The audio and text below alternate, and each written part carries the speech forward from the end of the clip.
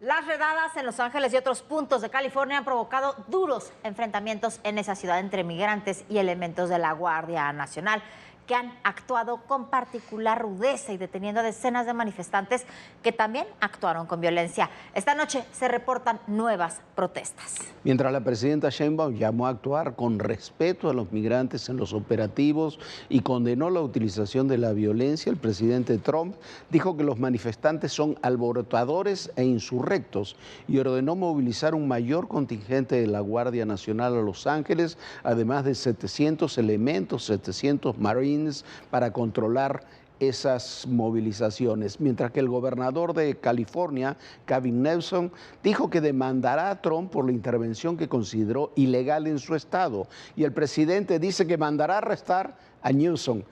Hasta el momento hay 42 mexicanos que permanecen detenidos. Hoy el Homeland Security anunció que por lo menos 7 de ellos los considera muy peligrosos.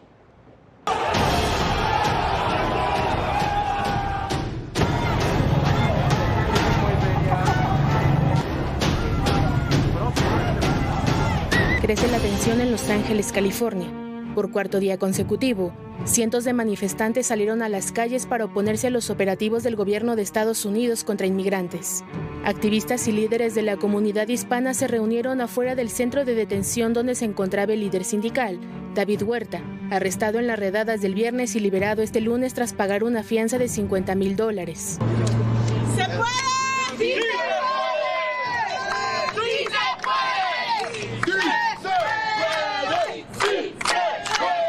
Las protestas comenzaron de manera pacífica, pero ante la represión de las autoridades, los manifestantes se enfrentaron a agentes de seguridad, lanzaron piedras y hubo destrozos. En una medida autoritaria que ignora las facultades del gobierno de California, este lunes Donald Trump ordenó el despliegue de 700 infantes de la Marina, además de los 2,000 elementos de la Guardia Nacional enviados el fin de semana. El gobernador de California, Gavin Newsom, criticó la medida y denunció que es una intervención ilegal. Su gobierno presentó una demanda contra la administración Trump para anular el despliegue de tropas en Los Ángeles. En respuesta, Trump sugirió arrestar al gobernador y criticó su desempeño al frente del estado.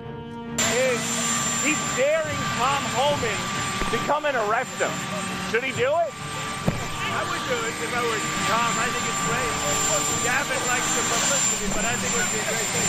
He's done a terrible job. Look, I like Gavin Newsom. He's a nice guy, but he's grossly incompetent. Everybody knows.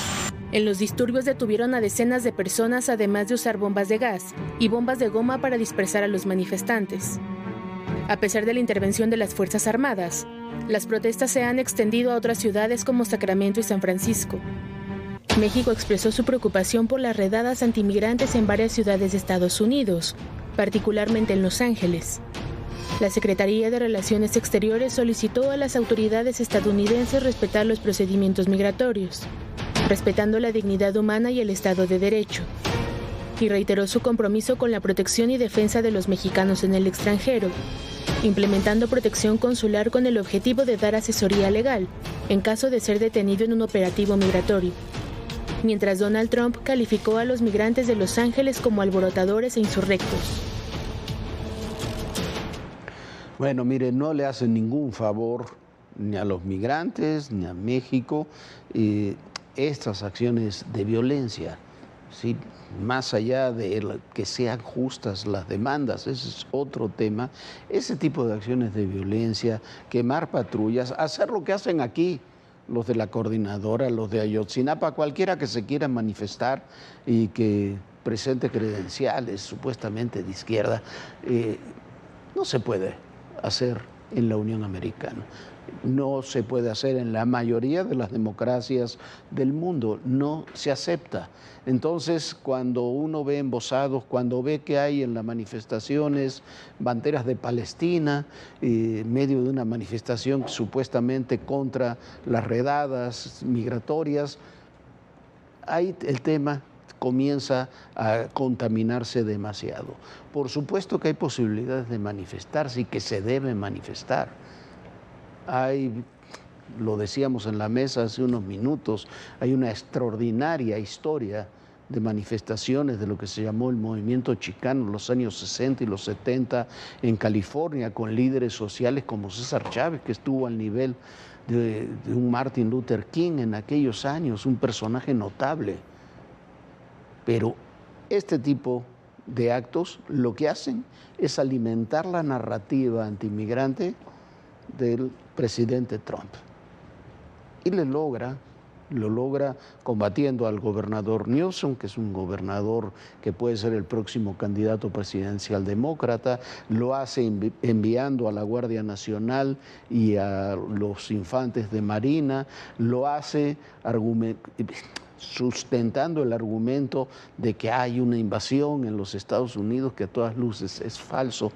Todo eso, Viviana, se logra a partir de estas imágenes que por supuesto no son las mayorías, pero como ocurre en todos este tipo de manifestaciones, son las que imponen su propia narrativa y fortalecen paradójicamente la narrativa de Donald Trump. Bueno, hay un tema muy importante, Jorge, ya sé que hay que ver quién está o quiénes están detrás, qué grupo de interés está detrás de estas manifestaciones. Dudo mucho, más bien no lo son los migrantes trabajadores que quieren llegar a buscar trabajo para poder mandar remesas a sus países, no están en esas manifestaciones. ¿Por qué? Porque están aterrados que los deporten y lo que quieren es precisamente guardar, trabajar, ganar su dinerito y poder mantener a sus familias. Los que están ahí están movidos por un grupo mucho más fuerte de personas. Hay que ver quiénes son. Como dice Jorge, es una mezcla. ¿Qué migrante ilegal se va a ir a manifestar con una bandera de México y después quemar patrullas? Sin lugar a dudas es un grupo fuerte que quiere desestabilizar en los Estados Unidos, pero además de todo también quiere justificar la violencia con la que está actuando Donald Trump, que ha sido terrible. Vemos a niños teniendo que testificar en las cortes solos porque no tienen ni siquiera un abogado o un tutor o un padre de familia, que están en esas cortes, entrando a las cortes solitos para buscar cuál va a ser su futuro migratorio. Vemos a familias completamente desbaratadas, vemos familias donde el padre es ciudadano norteamericano y los hijos también, y la madre no, y está esperando sus papeles y ha sido detenida y luego deportada. Son muchos los temas, muchas las historias que se están complicando en este momento, que están lastimando profundamente a la comunidad migrante en los Estados Unidos. Y bueno, hay que ver quién está asociando estos grupos, quién está financiando estos grupos, porque tampoco se dan de manera espontánea, porque no son los migrantes que trabajan todos los días, que han cruzado para trabajar y para estar ahí. Son grupos de poder que quieren justificar las acciones de Donald Trump. Del que somos el primer país exportador. Renunció, ¿por qué? Porque no estaba de acuerdo. La magnitud que ha tenido el narcotráfico mexicano. Las confrontaciones, las reacciones.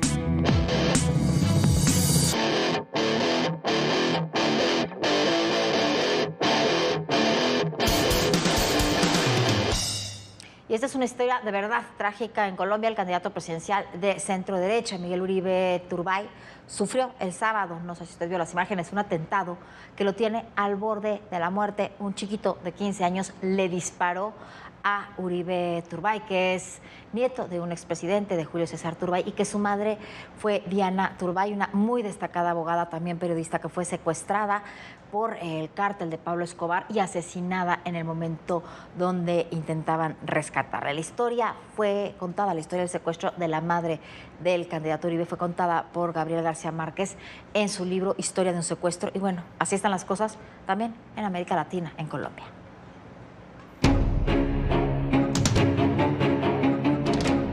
El arma de fuego fue comprada el 06/08 de 2020 en Arizona, Estados Unidos, es decir, fue comprada de forma legal. Luego estamos verificando el ingreso de esa arma de fuego a Colombia. La Fiscalía de Colombia tiene identificada el arma utilizada en el atentado en contra del senador y precandidato presidencial colombiano Miguel Uribe Turbay, de 39 años. Ocurrió el pasado sábado 7 de junio, cuando realizaba un mitin en Bogotá. En ese momento, un sujeto se le acercó y disparó. Segundo, salud mental, el principal problema en Bogotá, en Colombia. 3 disparos le provocaron 2 heridas en la cabeza y en el muslo izquierdo. Un menor de edad de 15 años fue detenido. acusado de ser el autor material. Según reportes, el menor de edad estuvo en el programa Jóvenes en Paz, un programa social de Gustavo Petro con el que busca que los jóvenes vulnerables no delinquen a cambio de un incentivo económico. Sin embargo, el Ministerio de Defensa ofreció una recompensa superior a los $720,000 para dar con los autores intelectuales. La clínica que atiende a Miguel Uribe confirmó que su pronóstico es reservado, que enfrenta una situación de máxima gravedad y muestra escasa respuesta a los tratamientos médicos. Su esposa María Claudia Tarazona pidió respeto por este difícil momento. Miguel sigue luchando fuertemente por su vida y les pido a cada uno de ustedes que sigamos en oración fuerte. Líderes políticos de todo el mundo rechazaron este atroz atentado, desde Chile, Ecuador y hasta Estados Unidos, hasta Italia. En México, la presidenta Claudia Sheinbaum condenó también el ataque. Miguel Uribe Turbay es uno de los opositores más visibles y críticos del gobierno actual que encabeza el izquierdista Gustavo Petro, a quien ha señalado de ser responsable de la inestabilidad que atraviesa el país sudamericano. En el pasado, la familia de Uribe Turbay ya había sido víctima de violencia en Colombia cuando su madre, Diana Consuelo Turbay Quintero, fue asesinada.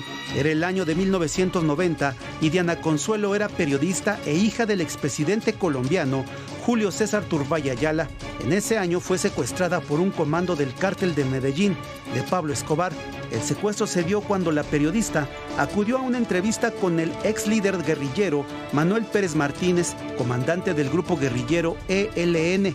Sin embargo, todo fue una farsa. Al intentar escapar de la casa de seguridad, tras un operativo de las fuerzas de seguridad, Diana Consuelo recibió varios disparos cuando intentaba subir a un helicóptero. Recuerdo el último día que la vi. El día cuando me abrazó, me cargó y me dio un beso saliendo de la casa, como cualquier otro viaje que hacía de su trabajo. Hoy Miguel Uribe es quien se debate entre la vida y la muerte en medio de la inseguridad que aqueja al país. Y es que el gobierno de Gustavo Petro ha implementado la política de paz total que busca dialogar con los grupos armados en lugar de procesarlos, lo que allana el camino para los criminales. Bueno, lo que ha hecho Gustavo Petro es la versión colombiana de los abrazos y no balazos, quizás incluso más radicalmente. Durante los 2 primeros años de gobierno de Petro no se hicieron operativos en contra de las zonas de producción de hoja de coca, los laboratorios que producen cocaína. Hay una enorme cantidad de cocaína en el mercado, usted lo ve con los decomisos que se hacen en México, con los que se hacen en Estados Unidos, con los que se hacen en Europa, donde dicen que nunca hubo tanta cocaína como ahora, porque precisamente esa cocaína viene de una Colombia en la que durante muchísimo tiempo, con el gobierno de Petro, no se hizo nada para contener esa producción.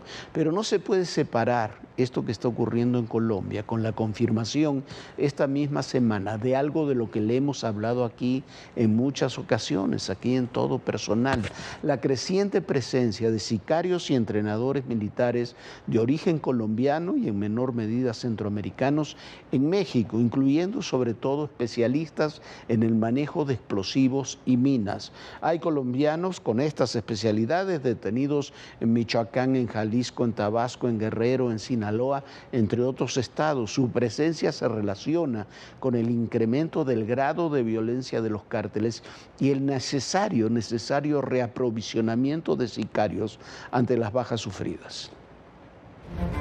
A finales de mayo, elementos de la Secretaría de la Defensa Nacional detuvieron a 17 sicarios en una casa de seguridad en el fraccionamiento Villa de Oriente, municipio de Los Reyes, zona limítrofe entre Michoacán y Jalisco. Estos sujetos están relacionados con el ataque a militares con minas terrestres, donde fallecieron 8 elementos. De los sicarios capturados, 12 son de origen colombiano. Habrían ingresado al país el año pasado. Estos sujetos serían integrantes del Cártel de Los Reyes, organización liderada por Alfonso Fernández Magallón, alias Poncho la Quiringua, y Luis Enrique Barragán Chávez, el Huicho o R5. El presidente colombiano confirmó la participación de militares en retiro y activos. La mayoría son exmilitares colombianos y hay unos activos. Estamos exportando mercenarios a la mafia está contratando la violencia colombiana. La Junta del Narcotráfico está decidida a hacer de todo el continente americano un espacio de violencia. La presidenta de México dijo que no es la primera vez que se detiene a colombianos. Incluso reconoció que cuando fue jefa de gobierno también hubo detenciones de ciudadanos de ese país. Ante esta situación, México y Colombia alistan la creación de un grupo de alto nivel para trabajar en la seguridad. Lo que se busca es fortalecer el intercambio de información. Lo cierto es que la relación criminal entre grupos mexicanos y colombianos es añeja. No solo hablamos de exmilitares, también se tiene registro de miembros de las Fuerzas Armadas Revolucionarias de Colombia, las FARC, del Ejército de Liberación Nacional, el ELN, y grupos paramilitares. Son reclutados sobre todo por el Cártel Jalisco Nueva Generación, facciones del Cártel de Sinaloa, la familia michoacana y Cárteles Unidos. Su presencia en México es sobre todo por su especialización en explosivos, en la colocación de minas, así como el combate en campos de batalla. Trabajos de inteligencia identifican que estos sujetos operan en Michoacán, Jalisco, Tabasco, Guerrero, entre otros estados. A mediados de mayo, en la Sierra Costa michoacana, marinos se enfrentaron a una célula del Cártel Jalisco Nueva Generación, denominada Los Indestructibles. Este grupo, liderado por Abraham Jesús Ambriscano, alias El Yogurt, tiene entre sus filas a soldados desertores colombianos.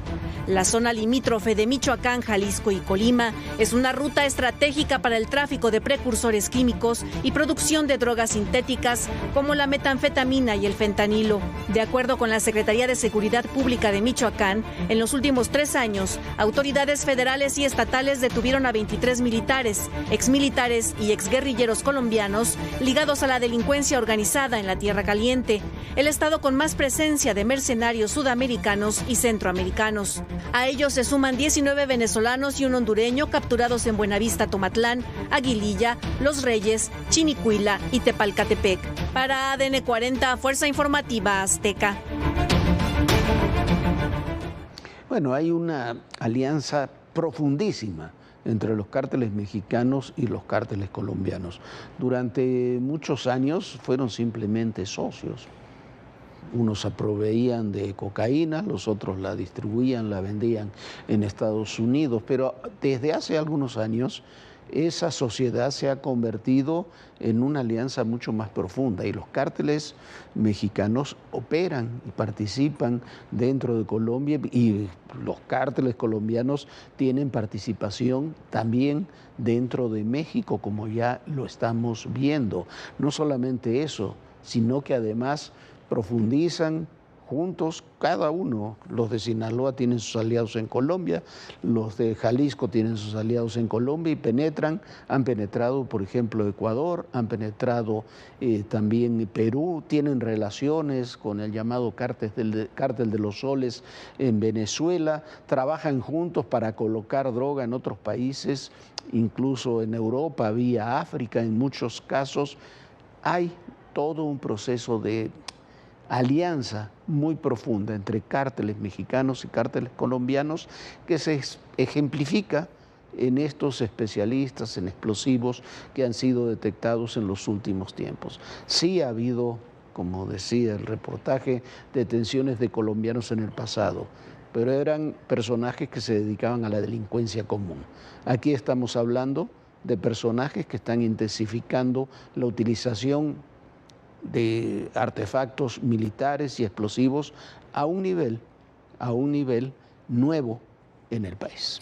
Bueno, sí, Jorge, y es que la internacionalización del crimen genera también muchos otros problemas.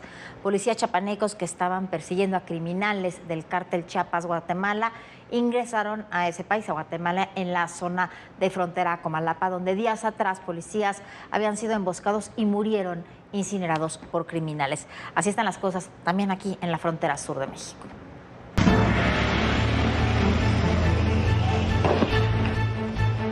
La violencia en Chiapas resurge y recrudece.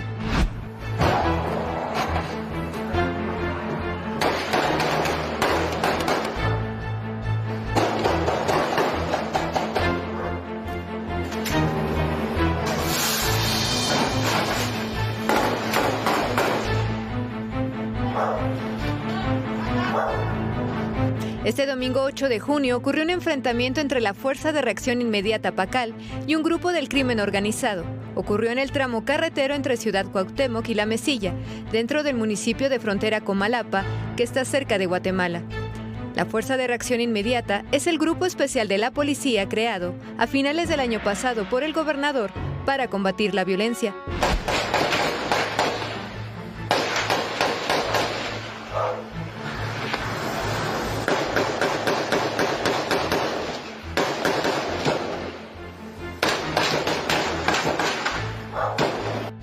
De acuerdo con los medios locales, los elementos de seguridad habrían sido víctimas de un ataque directo mientras realizaban un operativo en la comunidad de Las Champas. Sujetos armados realizaron disparos de arma de fuego y granadas de fragmentación. El enfrentamiento se prolongó durante varias horas y obligó a los agresores a replegarse al territorio guatemalteco. Al menos 4 personas murieron. Autoridades aseguraron 4 camionetas, 3 con blindaje artesanal, y un arsenal que incluye 3 armas largas AK-47 y un arma larga R-15 con aditamento lanzagranadas.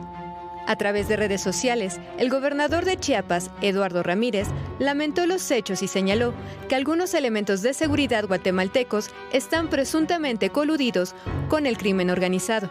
Y es que este enfrentamiento se dio tan solo una semana después de que 5 policías estatales fueran brutalmente asesinados sobre el camino que conduce al ejido Sabinalito, Chiapas, el pasado lunes 2 de junio. Los agentes fueron encontrados calcinados dentro de una patrulla policial y en la escena encontraron cerca de 700 casquillos percutidos. Hasta el momento hay 7 detenidos relacionados con este ataque. Por su parte, las autoridades de Guatemala indicaron que apoyan a sus fuerzas de seguridad, pero que abrirán una investigación para deslindar responsabilidades. Frontera Comalapa es disputada por el Cártel de Sinaloa, el Cártel Jalisco Nueva Generación, el Cártel Chiapas Guatemala y el Cártel de los Huistas, originario de Huehuetenango, Guatemala. A partir de 2021, las disputas entre estos grupos incrementó provocando el desplazamiento de miles de civiles. Reportes de medios locales indican que tan solo en el último año, cerca de 600 personas han muerto por esta disputa en frontera Comalapa. Y bueno, y regresemos a México. Resulta que Andy López Beltrán, el secretario de organización de Morena, hijo de López Obrador, quieren que le digan Andrés Manuel, que ya no le digan Andy, dizque para respetar el legado de su padre. No le alcanza con que le regalen cargos directivos en el partido sin mérito previo alguno. Ahora también Andy quiere que no le digan Andy, como le pusieron sus amigos, sus familiares, el propio López Obrador, los morenistas, quizás porque le molesta que ese tipo de diminutivo es el que se usa, como debe ser para los juniors. Dice tener un nombre que da miedo. Así como lo escucha.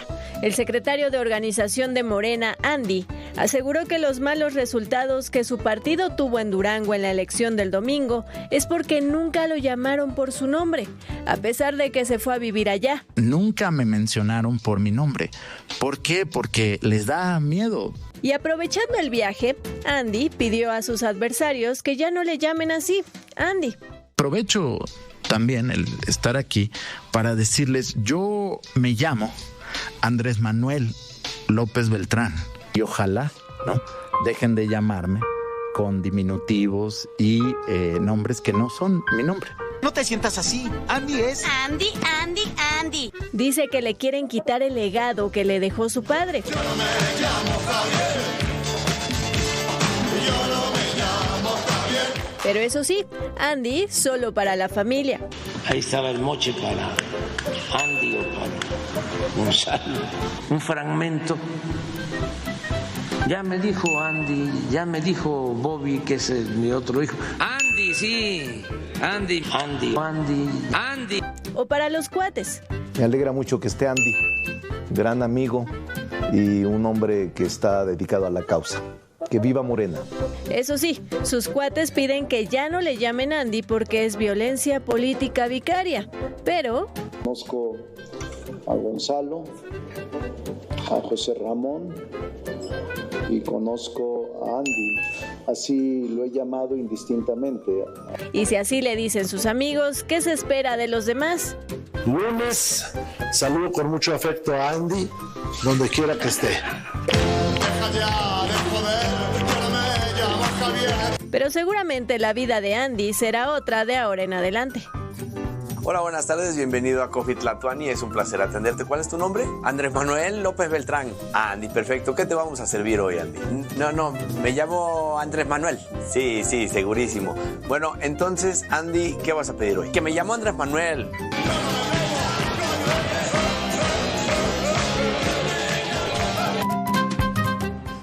Bueno, y como bien dice en la nota, nunca se había molestado de ser Andy. Es más, le parecía hasta de cariño, ¿no? Todo el mundo, todos sus amigos, todos sus cuates, todo el mundo le decía Andy. Su padre. Su padre, su madre, desde chiquito, y ahora ya le molesta. Así que, ¿sabe qué? Dígale a Andrés Manuel, ¿o qué?